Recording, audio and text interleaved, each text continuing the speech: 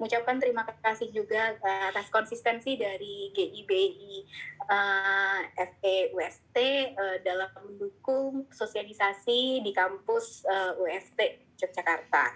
Nah, pertama-tama saya ingin ajak teman-teman semua nih, para peserta khususnya yang ingin tahu seluk-beluk pasar modal baik secara nasional dan juga daerah, dengan follow Instagram kami di IDX_Yogyakarta. Kalau nasional udah pada tahu kan ya, di Indonesia Stock Exchange. Tapi kita di masing-masing kantor perwakilan di setiap daerah juga mempunyai Instagram masing-masing gitu. Jadi kalau di KB Yogyakarta, cabang Yogyakarta gitu kan, kantor perwakilannya namanya adalah IG-nya IDX_Yogyakarta. Untuk misalnya teman-teman bisa komunikasi atau nanya-nanya lagi gitu, boleh juga melalui DM kami seperti itu. Nah, di sini saya rasa sih tidak perlu menjelaskan definisi secara lengkap ya apa itu pasar modal, karena saya yakin teman-teman semua nih dari 315 gitu kan, 300-an lah ya, itu teman-teman saya rasa sudah sedikit memahami mengenai bukan sedikit ya, tapi banyak memahami mengenai definisi dari pasar modal. Karena biasanya kalau anak FE pasti diajari pasar modal dong gitu, meskipun even kadang ada beberapa kampus yang sudah dijadikan jurusan, atau ada beberapa kampus yang dijadikan mata kuliah, atau mungkin hanya dijadikan suatu chapter atau suatu bab pada suatu mata kuliah tertentu gitu. Tapi saya rasa zaman sekarang anak FE harus tahu ya pasar modal itu apa gitu. Nah, secara sederhana sebenarnya kalau pasar ya, kan dari dulu kita diajarin yang namanya pasar modal, yang namanya pasar itu merupakan tempat bertemunya penjual dengan pembeli gitu kan. Nah, begitu pula juga di pasar modal ya teman-teman ya. Kalau di pasar modal, penjualnya itu adalah perusahaan tercatat. Perusahaan tercatat saat ini ada sekitar 768 perusahaan ya, berarti lebih dari 750 perusahaan yang sudah melantai di bursa. Ngapain sih perusahaan tersebut itu datang ke bursa? Intinya mereka itu ingin mencari sumber tambahan modal mereka gitu. Jadi perusahaan itu sebenarnya untuk menambah modal itu ada beberapa cara ya. Beberapa di antaranya mungkin datang ke pasar modal, atau kalau cari utangan ya datangnya ke bank gitu kan. Nah, kemudian untuk cari yang lain gitu mungkin bisa di alternatif industri jasa keuangan lainnya. Nah, khusus untuk di pasar modal, perusahaan tersebut itu ingin mencari sumber tambahan modal dari para investor gitu. Yang perlu digarisbawahi adalah sumber tambahan ya, bukan sumber pinjaman. Otomatis kalau tambahan tentu saja berbeda dengan ketika perusahaan tersebut datang ke bank untuk pinjam uang dijadikan modal kayak gitu kan, utang bentuknya. Kalau utang kan ada agunannya, ada ada yang harus dibayar, ada periodenya, ada yang jatuh temponya itu ada waktunya seperti itu. Sedangkan kalau perusahaan ingin mencari tambahan modal di pasar modal itu tidak perlu ada agunan, hanya bisa hanya memenuhi istilahnya berkas-berkas administrasi, kemudian penilaian dari kami seperti itu. Nah, saat ini ada 760-an teman-teman, banyak sekali saya rasa ya.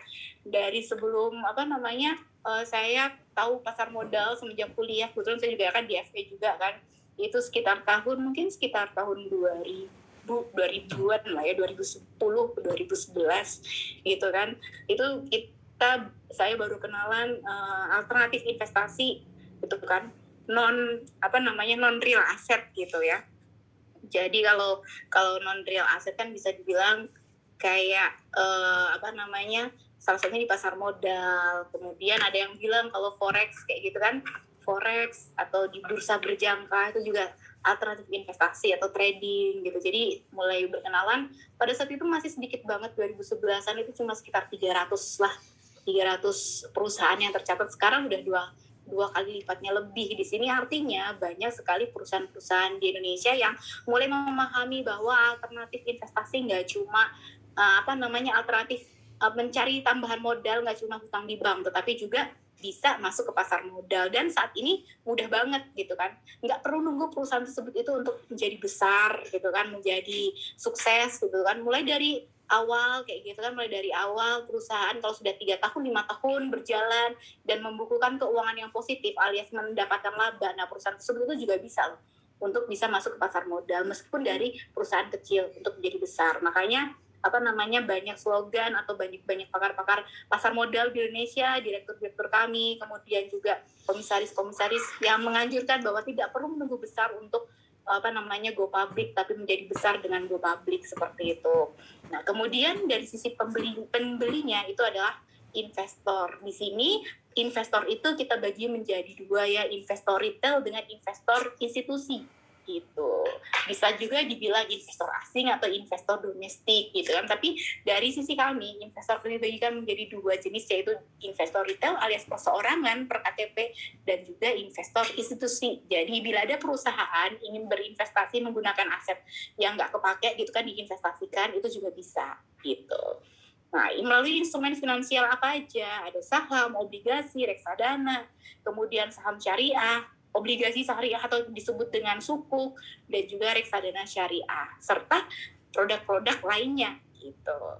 Nah, kemudian di sini sebagai informasi aja bahwa pasar modal itu diawasi oleh satu lembaga negara gitu kan, yaitu OJK, Otoritas Jasa Keuangan gitu. Sebagaimana kita tahu OJK itu muncul atau baru lahir itu di tahun 2013, 2013 itu baru terbentuk OJK. Ya, OJK itu pecahan dari BI, teman-teman. Dulu perbankan diawasi oleh BI. Kemudian semenjak ada OJK, nah OJK itu yang mengawasi seluruh industri jasa keuangan seperti bank, semua bank yang ada di Indonesia itu diawasi oleh OJK.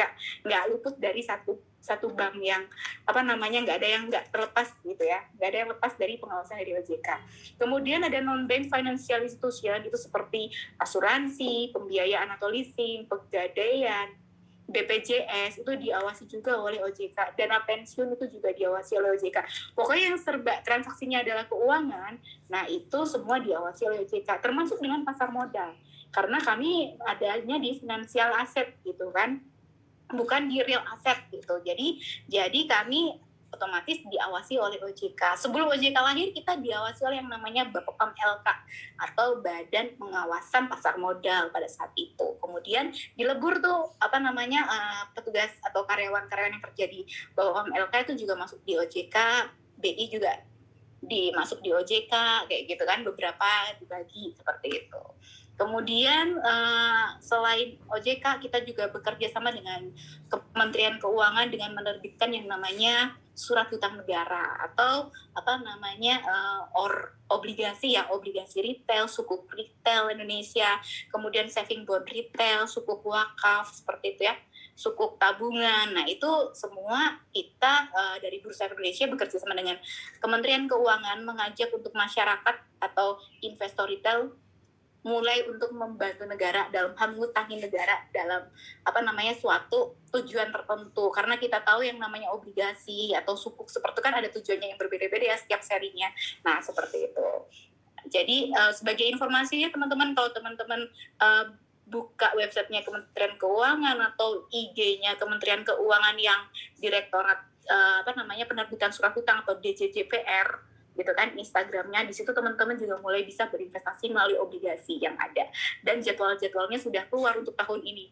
Jadi lumayan banget. Zaman sekarang kalau nyimpan uang deposito bunganya sekarang sekitar 2-3% ya, kalau umpamanya itu pun dengan pajak bunganya adalah 25%. Kalau kita ikutan ORI lumayan banget, imbal hasilnya mungkin sekitar 4-5%, kemudian pajak bunganya cuma 10% seperti itu kan. Jadi istilahnya kita bisa earning lebih banyak gitu loh daripada kalau kita hanya menyimpan uang di deposito seperti itu. Jadi jangan sampai ketinggalan teman-teman untuk membeli seri obligasi, baik itu obligasi nasional maupun obligasi syariah atau sukuk seperti itu. Nah, kemudian ada manfaat pasar modal teman-teman. Ya, jadi ada kita bagilah ya, tentu saja tersegmen bagi masyarakat, misalnya bagi masyarakat gitu kan, sebagai penciptaan lapangan kerja atau profesi, kayak saya ini kerja di pasar modal gitu kan, kayak Bapak Heri nih dari FAC selaku branch manager gitu kan, itu kita bekerja di berprofesi sebagai ya itu meramaikan industri pasar modal di Indonesia gitu kan. Apalagi kalau menurut saya sih dibandingkan dengan industri jasa keuangan lainnya, peluang gitu kan, atau celah atau niche kayak gitu kan, yang masih ada gitu kan, masih besar banget kalau di pasar modal gitu. Jadi nggak cuma harus kerja di bursa atau di sekuritas di pihak-pihak lain, itu juga bisa yang berhubungan dengan pasar modal. Kemudian segmen bagi investor ya tentu saja sebagai sarana investasi ya teman-teman ya. Kita tahu bersama-sama yang namanya investasi itu, saya rasa sih teman-teman juga udah tahu kita di dalam berinvestasi apapun itu akan jauh lebih baik kalau kita itu melakukan melakukan teknis portofolio. Jadi kita membagi-bagikan dana kita ke dalam bentuk alternatif dua atau lebih gitu kan investasi yang kita pilih seperti itu. Jadi misalnya kalau kita investasi di saham gitu kan, kita punya uang misalnya 10 juta nih atau 500.000 nih, saya rasa sih untuk itu uang 1 juta atau 500.000 atau 100.000 akan sayang banget ketika teman-teman hanya membelikan satu jenis saham perusahaan aja dengan jumlah lot yang banyak. Akan jauh lebih bijak kalau teman-teman melakukan teknik atau diversifikasi portofolio gitu kan. Jadi teman-teman dengan dana segitu bisa dibelikan misalnya satu lot saham ini, satu lot saham ini, ya tujuannya tadi itu ya, karena kita ingin memaksimalkan gain atau return yang kita harapkan, dan juga intinya adalah kita bisa meminimalisir resiko. Karena apapun jenis investasinya, nggak cuma di pasar modal, di luar pasar modal seperti emas, properti, tanah kayak gitu kan, kemudian hewan ternak ya, kita bisa bilang investasi hewan ternak itu bisa disebut investasi juga, itu juga pasti selalu mengandung resiko gitu. Rata-rata yang namanya investasi, resiko yang kita terima saat ini dan yang akan datang, resikonya adalah potensi penurunan harga ya. Andai kata nih misalnya kita investasi emas lah ya, di sini saya berbicara alternatif investasi di luar pasar modal, contohnya adalah emas. Nah kalau emas kan kita beli emas harganya saat ini misalnya per gramnya adalah 600.000 gitu kan. Perhiasan emas kan bisa dibilang favoritnya ibu-ibu kayak gitu kan.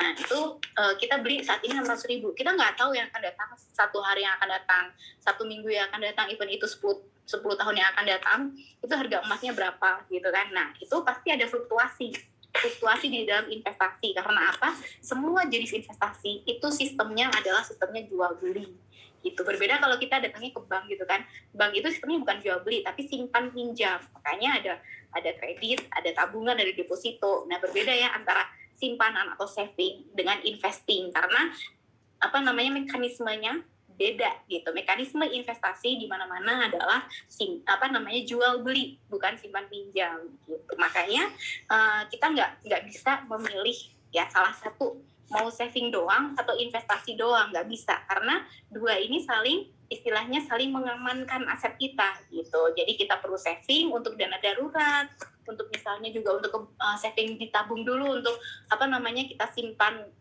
mungkin seminggu ke depan saya akan belanja kayak gitu kan, jadi tempat persinggahan gitu kan untuk saving. Sedangkan kalau investasi ya tadi itu supaya harapan kedepannya kita, dana yang kita miliki itu berkembang gitu. Dengan investasi ya bisa dibilang kita mendapatkan second income gitu ya.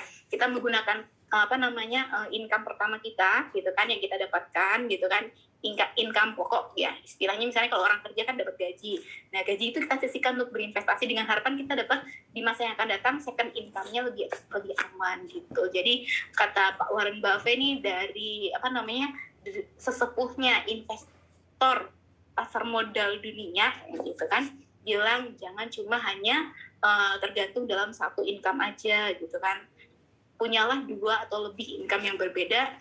Karena apa? Karena kalau cuma satu kan resikonya lebih banyak ya, gitu, lebih besar dibandingkan kalau kita punya second income, third income kayak gitu. Nah, kemudian bagi emiten atau perusahaan tercatat, sebenarnya sebagai informasi teman-teman, kalau di buku-buku kan biasanya emiten ya, pernah dengar kan emiten apa gitu kan, emiten. Tapi terdapat suatu perbedaan sedikit dengan perusahaan tercatat. Di sini kita mencoba untuk menyosialisasikan emiten itu menjadi adalah perusahaan tercatat. Karena apa? Perbedaannya yang sedikit lumayan berarti lah ya. Kalau perusahaan tercatat itu 70%-nya perusahaan itu dimiliki oleh publik alias investor. Sedangkan kalau emiten mungkin sekitar di bawah 30%. Jadi kita berusaha untuk menyosialisasikan emiten dan juga perusahaan tercatat itu berbeda. Kemudian manfaatnya apa ya tadi, kalau bagi emiten, perusahaan tercatat itu penyebaran kepemilikan ke seluruh lapisan masyarakat sih tentu saja itu yang diharapkan oleh perusahaan ya. Perusahaan bisa bisa sharing kepemilikan ke masyarakat alias investor gitu kan, sehingga perusahaan tersebut mendapatkan alternatif tambahan modal, kemudian digunakan untuk ekspansi, digunakan untuk misalnya penambahan produksi, misalnya kemudian penambahan mesin dan lain sebagainya, tergantung dari tujuan mereka masuk ke bursa itu apa, tujuan mereka jadi perusahaan tercatat atau emiten itu apa gitu. Kemudian bagi pengusaha itu adalah sebagai sumber pembiayaan, jadi tambahan modal bagi CEO pemilik perusahaannya itu seperti itu. Nah, kemudian bagi negara adanya keterbukaan dan profesionalisme serta menciptakan iklim usaha yang sehat, teman-teman. Jadi intinya ciri dari negara maju, negara berkembang ke arah maju itu mereka punya pasar modal, punya bursa di negaranya, ya gitu kan. Jadi transaksinya itu banyak orang yang tertarik gitu kan berinvestasi di pasar modal, baik itu asing, entah itu masyarakat domestik gitu kan. Kalau kita secara logik sih, kalau ada investor asing tertarik masuk ke bursa, maksudnya ke sahamnya Indonesia gitu kan, ke pasar modalnya Indonesia, akan sayang banget ketika masyarakat sendiri alias domestik itu belum memahami atau kurang teredukasi, kurang tersosialisasi bahwa alternatif tambahan modal untuk mendapatkan gain atau mendapatkan second income itu ada di sini gitu. Orang luar negeri aja mau kok berinvestasi di sini, masa orang Indonesianya nggak mau, kan sayang banget gitu kan. Tapi sebagai teman-teman informasi teman-teman bahwa saat ini kepemilikan gitu kan, jumlah kepemilikan di pasar modal ternyata sudah bisa dibilang dikuasai oleh domestik. Karena apa? Jumlah investor domestik semakin lama semakin bertambah. Artinya di sini bahwa banyak masyarakat yang tertarik gitu kan, dan juga bisa melihat peluang penambahan aset mereka, ingin menambah imbal hasil return mereka tuh ada di pasar modal gitu. Jadi saya rasa dengan kenaikan yang sangat-sangat signifikan, terutama di tahun ini gitu kan, di tahun pandemi 2020-2021 itu terjadi kenaikan jumlah investor retail perseorangan itu sangat-sangat signifikan ya, bisa dibilang naiknya 3 juta gitu kan, 3 juta lebih gitu kan. Itu artinya ya mereka masyarakat mulai pandai melihat peluang ketika orang bilang ya pada saat pengumuman COVID tanggal misalnya 4 Maret 2020 yang lalu gitu kan, IHSG itu turun. Kita tahu IHSG itu merupakan rata kinerja dari keseluruhan saham, keseluruhan 750-an saham itu yang ada di bursa itu turun. Itu artinya harga-harga saham pada saat itu turun. Banyak orang yang panik jual. Tetapi di sisi lain gitu kan, di jenis investor profil resiko lain gitu kan, banyak orang-orang yang mulai tertarik untuk masuk ke bursa karena dilihat bahwa harga sahamnya lagi murah nih, ini kesempatanku gitu kan. Di samping dia punya dana darurat, dia juga mempergunakan sebagian dana yang masih nganggur itu masuk ke pasar modal gitu. Kemudian bagi negara apa, khususnya bagi Dirjen Pajak gitu kan, Kementerian Keuangan, itu kita juga membantu loh sebenarnya pengungkapan informasi kinerja perusahaan di dalam laporan keuangan, dan juga mengungkapkan besaran pajak yang sebaiknya diterima yang harus dibayar kepada negara. Jadi sebenarnya enak juga ketika perusahaan tercatat gitu kan masuk bursa. Nah, mereka diberikan diskon pajak karena ada peraturan pemerintah yang menyebutkan bahwa setiap perusahaan yang masuk bursa alias masuk ke pasar modal itu diberikan yang namanya diskon pajak. Besarannya lumayan 2% sampai 5%, seperti itu. Jadi ya bisa dibilang untuk menambah APBN negara lah ya, kayak gitu ya. Kita juga mengungkapkan juga kinerja 750 perusahaan gitu kan, Dirjen Pajak udah terbantu banget, nggak perlu capek-capek nanya ini. Kalau perusahaan yang masih tertutup gitu kan, yang masih tertutup kan harus ditagihin dulu nih, laporannya mana. Tapi kalau udah perusahaan masuk bursa udah enak banget, tinggal menentukan besaran pajaknya yang sesuai itu berapa sesuai dengan laporan yang dilaporkan kepada Bursa Indonesia yang kami publikasikan juga kepada publik gitu melalui internet. Zaman sekarang kan gampang banget ya publikasi, masukin internet aja semua orang udah bisa lihat gitu. Kemudian ini ada struktur pasar modal Indonesia ya. Jadi di bawah pengawasan OJK, kemudian ada 3 perusahaan yang tugasnya mengatur jalannya pasar modal Indonesia supaya berjalan wajar, tertib, dan efisien gitu. Yang pertama ada Bursa Efek Indonesia atau secara internasional disebut dengan Indonesia Stock Exchange ya teman-teman ya. Tugasnya bisa dibilang ya kayak panitia lah ya, pengelola pasar gitu kan. kalau ada beberapa investor yang bilang kita tuh panitia gitu kan, tapi secara sederhananya kita sebut dengan pengelola pasar. Kita membuat regulasi, kita juga peran-perannya selain membuat regulasi juga ada lagi nanti di belakang akan saya sebutkan setelah slide ini. Kemudian ada clearing penjaminan efek atau secara internasional kita sebut dengan ID Clear. Dulu namanya adalah KPEI, Clearing Penjaminan Efek Indonesia, tapi kita sebut dengan internasional menjadi ID Clear. Tugas perusahaan clearing, kalau kita pernah ke bank kan juga ada tulisan clearing ya, yang namanya lembaga clearing atau perusahaan clearing kan tugasnya adalah yang memproses penyelesaian transaksi kita gitu di pasar modal yang dilakukan oleh Clearing Penjaminan Efek Indonesia ini. Kalau sudah diselesaikan KPEI atau ID Clear, itu akan dilanjutkan ke Kustodian Sentral Efek Indonesia atau KSEI.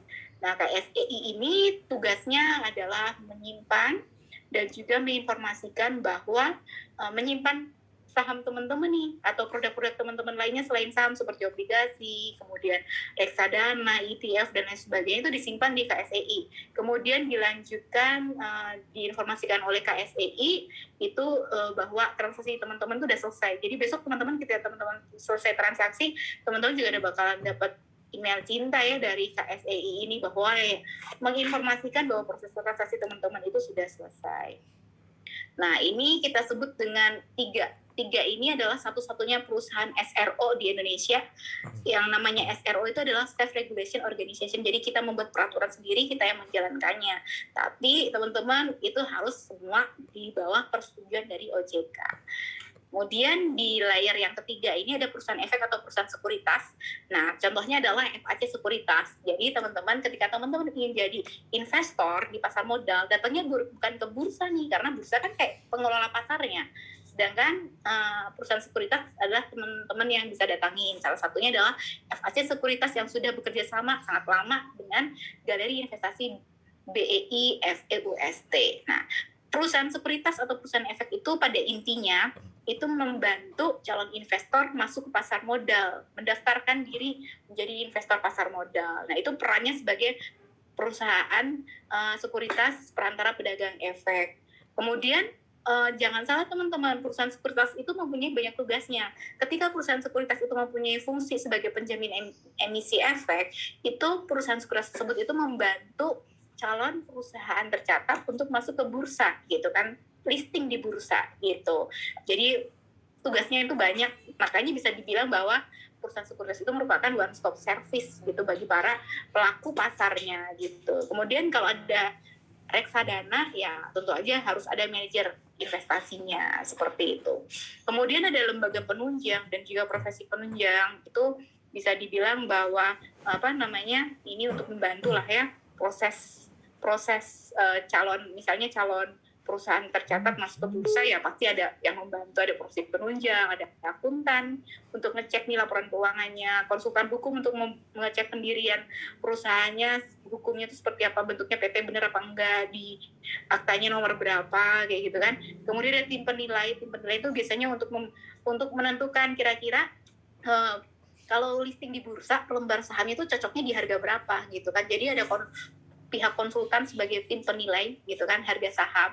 Jadi bukan berarti ingin masuk perusahaan tersebut yang menentukan harga sahamnya itu berapa, tapi ada tim penilai yang bisa cara-cara menentukan harga saham gitu kan. Awal gitu tuh banyak sekali dan rumit gitu kan. Ada sertifikasi khusus lah ya yang memang sudah kerjaannya kita sebut dengan CFA gitu kan, Certified Financial Advisor. Itu sangat rumit dan sangat susah untuk didapatkan, ujiannya juga susah banget di situ. Nah, itu biasanya orang-orang dari situ tuh yang bisa menilai harga wajar atau harga buku saham perusahaan tertentu yang ingin masuk bursa. Kemudian ada notaris untuk istilahnya ijabnya kayak gitu kan, kalau proses penandatanganan gitu kan bahwa perusahaan itu listing di bursa, otomatis dapat gelar di belakang nama perusahaannya yaitu TBK gitu. Kemudian ada juga proses lainnya gitu. Kemudian emiten, ada perusahaan pabrik, ada reksadana. Kemudian investor tadi ya, institusi dan juga retail.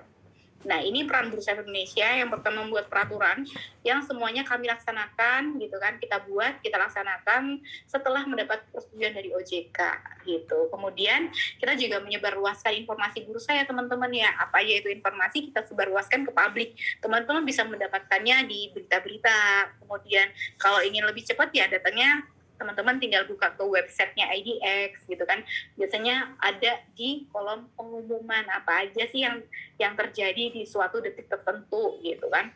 Kemudian ada kita juga perannya menyediakan sarana perdagangan efek atau sebagai fasilitator perdagangan. Jadi yang dulu itu zamannya masih dalam bentuk kertas gitu kan, proses transaksinya dalam bentuk warkat ya gitu kan. Nah, itu sekarang kita semua sudah online. Nah, itu adalah salah satu perdagangan efek ya, sarana perdagangan efeknya sebagai fasilitator itu kita mengikuti perkembangan zaman sekarang ya udah paperless semuanya, enak banget kerja. Maksudnya enak banget para investor zaman sekarang nggak perlu butuh brankas buat nyimpen, nggak perlu butuh apa namanya waktu atau butuh laptop, butuh komputer spek tinggi gitu kan untuk transaksi, di mana sekarang tinggal download aja di HP aja udah bisa gitu kan, udah bisa transaksi sendiri gitu kan, nggak perlu zaman dulu telepon brokernya gitu kan. Kalau ada film-film atau teman-teman pernah nonton film atau pernah lihat zaman dulu tuh investor telepon broker suruh beli ini itu nggak perlu sekarang gitu kan. Kalau punya waktu ya udah tinggal buka aplikasi di HP gitu kan, aplikasi sekuritas gitu kan, platform tradingnya sekuritas, udah kita tinggal jual beli sendiri gitu kan. Kemudian mencegah yang dilarang di bursa, misalnya ada polusi, pembentukan harga yang tidak wajar, insider trading dan lain sebagainya. Tentu saja kita juga melaporkannya semua. Setiap kejadian kita lakukan pelaporan ke OJK, teman-teman jangan salah ya. Jadi setiap hari kita berkomunikasi dengan OJK gitu.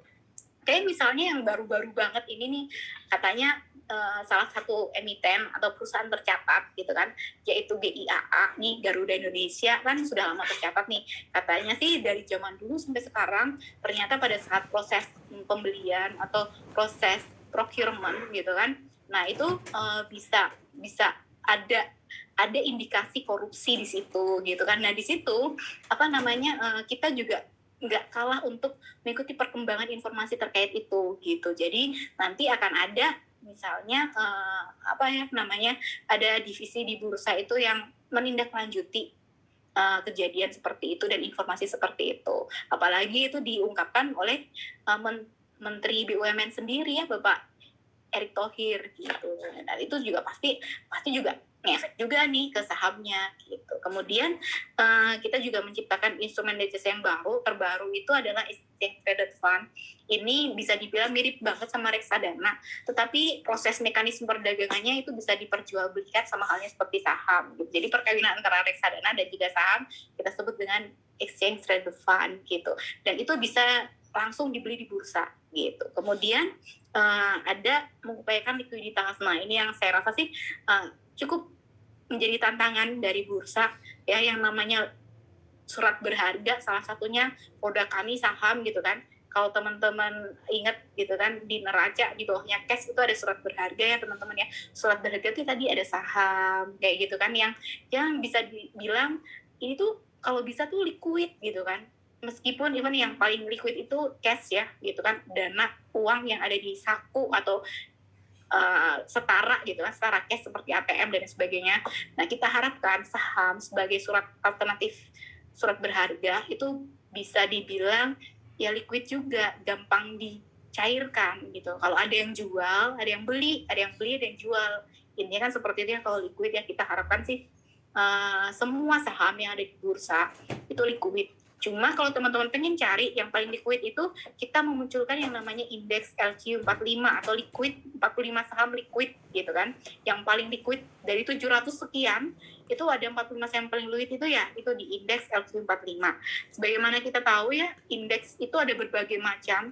Cuma yang dijadikan patokan utama dan awal itu adalah IHSG, Indeks Harga Saham Gabungan, atau secara internasional kita sebut dengan Jakarta Composite Index. Nah gitu. Nah ini kalau teman-teman lihat nih grafiknya ya teman-teman ya, bisa dibilang secara tren itu IHSG tuh bagus gitu. Cuma sayangnya kita nggak tahu ternyata ada pandemi gitu kan. Pandemi yang menghebohkan seluruh dunia dan seluruh pasar modal di seluruh negara di dunia itu terdampak gitu. Bisa dilihat nih teman-teman nih yang grafiknya turun banget di sebelah kanan tahun 2020 awal gitu kan. Kalau saya izin untuk coret-coret nggak apa-apa ya. Saya annotate dulu. Di sini saya draw ini tahun 2020 sebentar undo dulu. Nah ini tahun 2020 nih teman-teman nih ya, ujung sini 2020 gitu. 2020 itu sebenarnya dari awal tahun itu sebenarnya udah merah. Karena apa? Ingat banget pada saat itu reksadana juga lagi turun-turunnya. Kemudian apa namanya, kondisi pasar modal awal tahun 2020 itu udah bisa dibilang ya masih lebih apa namanya, masih lebih bagusan di akhir tahun 2019 daripada di awal tahun 2020. Terus ketambahan dengan COVID gitu kan. Nah udah deh jadi turun drastis di bulan Maret sampai April. Awal April itu udah mulai bangkit ya teman-teman ya. Turun-turunnya tuh antara 4 Maret pada saat pengumuman COVID masuk ke Indonesia sampai akhir Maret gitu. Kemudian di 1 April itu udah lumayan banget kenaikannya signifikan. Kenapa? Banyak tadi itu apa namanya investor-investor baru yang sudah selesai jadi akunnya, kemudian trading gitu kan, atau membeli saham sehingga bisa mendongkrak kembali IHSG gitu, mendongkrak kembali harga-harga saham yang berjatuhan hingga sampai dengan saat ini bisa dibilang ya recovery-nya bisa dibilang ya cepet banget gitu kan. Karena ya tadi itu banyak ternyata investor-investor Indonesia yang mulai memahami nih apa namanya peluang pada saat itu, sehingga kenaikan antara 2020 2021 tuh ya bisa dibilang sangat-sangat signifikan jumlah investornya gitu ya. Gimana nggak naik ya, karena banyak investor yang mulai paham. Dari yang semulanya saya cuma konsumsi suatu barang, ternyata saya bisa berinvestasi di perusahaannya gitu. Apalagi sekarang banyak pilihannya, 768 perusahaan tercatat loh teman-teman gitu. Kemudian ada informasi terbaru lagi bahwa besok teman-teman ketika melakukan penelitian gitu kan, penelitian skripsi atau tugas akhir gitu kan, mengambil data-data perusahaan tercatat kan memang pada intinya kan semua perusahaan tercatat kan bisa dilihat ya kinerja perusahaannya, neracanya dan sebagainya gitu. Nah ini ada klasifikasinya by sektor gitu kan. Nah sektoral itu dulu cuma ada 9 sektor teman-teman, tapi di tahun ini kita rubah menjadi 12 sektor. Jadi bisa teman-teman update apabila ada yang lagi ngambil tugas akhir atau mata kuliah yang by sektor kayak gitu tuh. Nah ini ada yang dulunya Jasika kita sebut dengan IDX tadi ya, Industrial Classification gitu.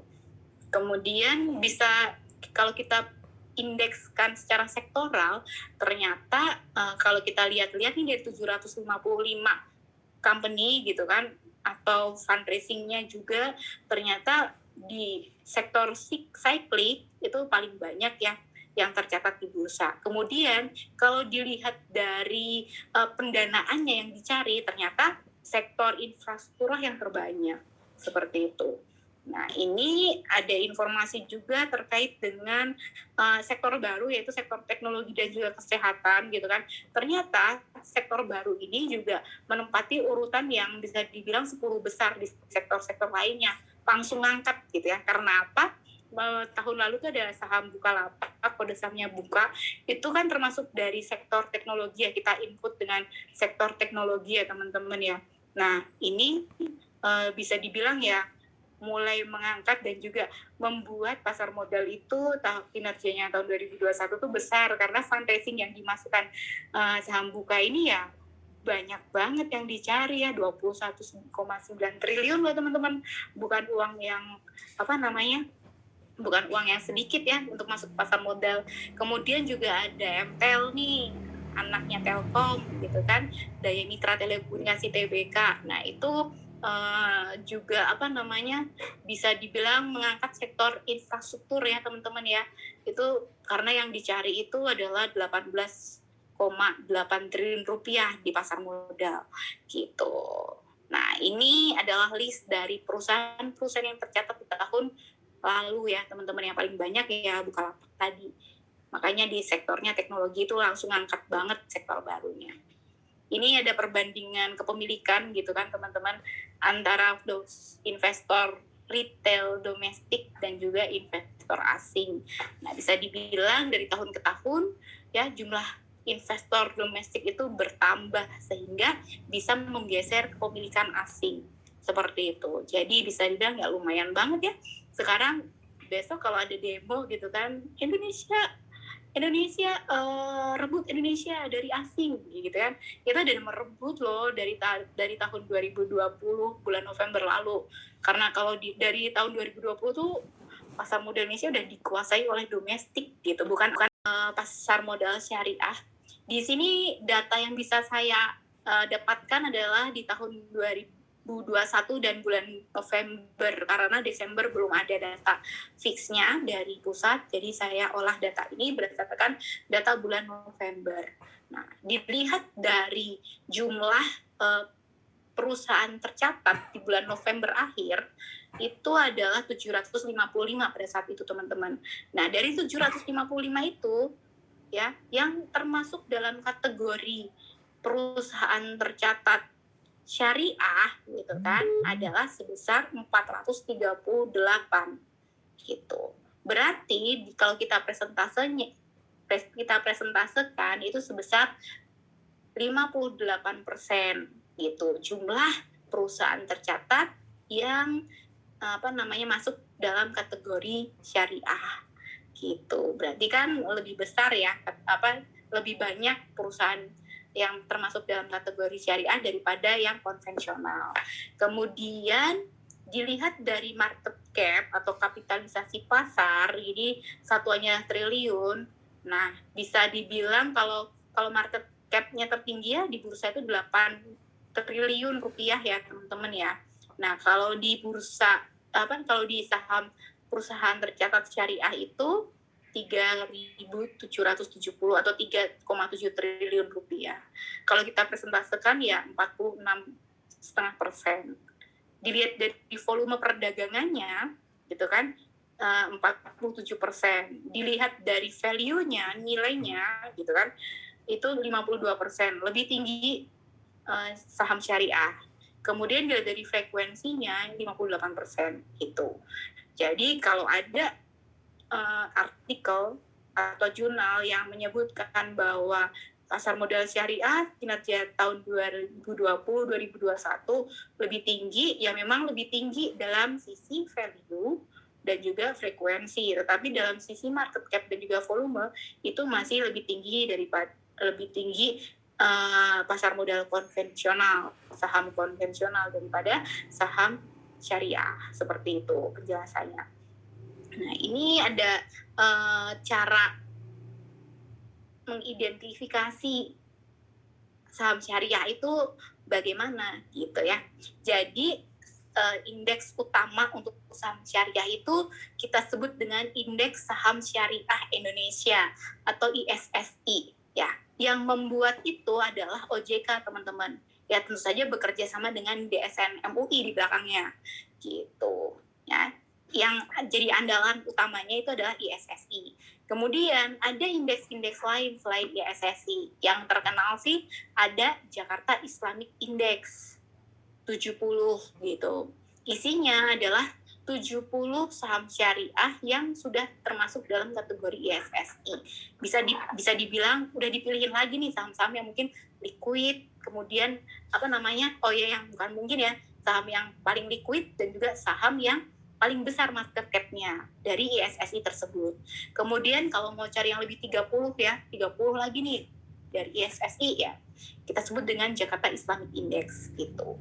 Yang paling baru sih JI 70 ya, karena zaman dulu belum ada. Kayaknya baru 4 tahun terakhir baru ada JI 70. Sebelumnya JI Ito itu ya 30 aja isinya gitu. Nah, itu ya dilihatnya 30% besar dari JI 70 gitu. Nah, kemudian gimana sih caranya OJK itu menentukan saham tersebut itu syariah atau konvensional gitu kan?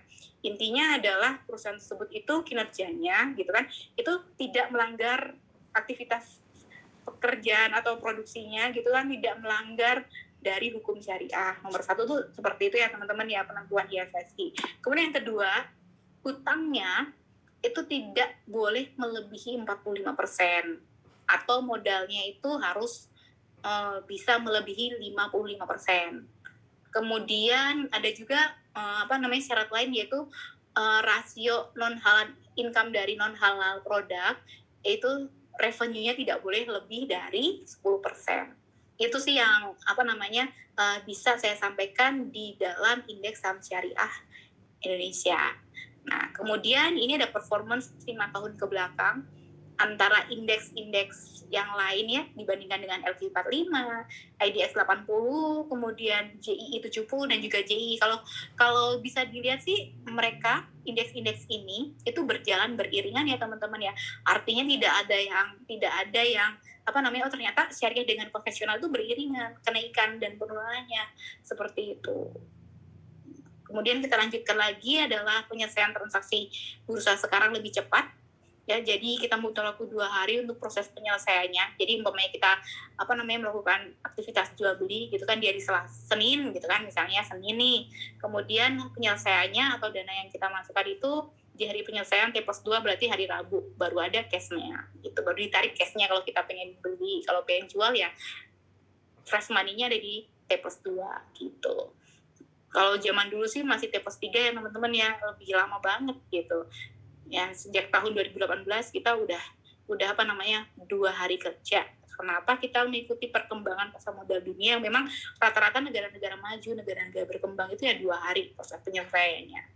Kemudian ada perlindungan pemodal di pasar modal Indonesia. Saya rasa sih ini perlu disampaikan supaya teman-teman tahu bahwa kalau di bank kan ada LPS ya, kalau di bursa, kalau di pasar modal itu ada SIPF teman-teman. Jadi yang bisa dibilang ketika teman-teman asetnya teman-teman hilang gitu kan, yang perlu digarisbawahi itu hilang ya, bukan mengalami kerugian. Kalau kerugian sih udah merupakan salah satu resiko gitu. Tapi kalau misalnya uangnya atau dananya hilang di dalam RDN atau di rekening dana nasabah teman-teman, di rekening dana investor teman-teman bisa dibantu oleh Indonesia SIPF dalam memprosesnya gitu. Nanti kalau udah biasanya di tracking nih kira-kira kemana nih perginya, jadi dibantu oleh Indonesia SIPF. Kemudian kalau memang dinyatakan hilang, nah itu biasanya akan digantikan oleh SIPF ini ya. Besarannya ya tadi kalau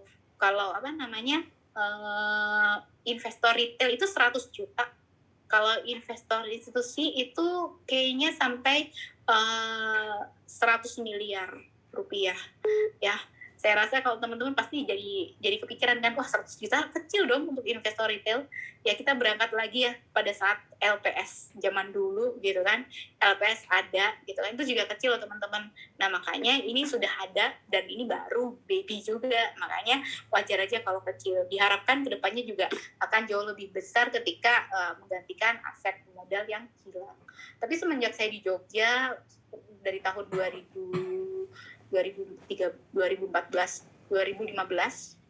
belum ada orang investor gitu ya yang komplain mengenai kehilangan asetnya gitu. Jadi seumpama kalau terjadian ya nanti akan dibantu oleh Indonesia SPF saat ini. Ini baru muncul sebenarnya tahun 2016 ya, masih baby banget. Makanya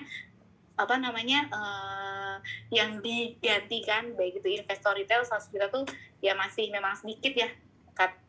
Saya rasa sih investor retail tuh investasi tuh ada yang lebih dari 100 juta bahkan. Tapi ya saat ini untuk Indonesia SIPF peraturannya hanya 100 juta rupiah per investor retail. Baik, demikian presentasi dari saya. Kurang lebihnya mohon maaf, saya sampaikan kembali ke moderator. Terima kasih.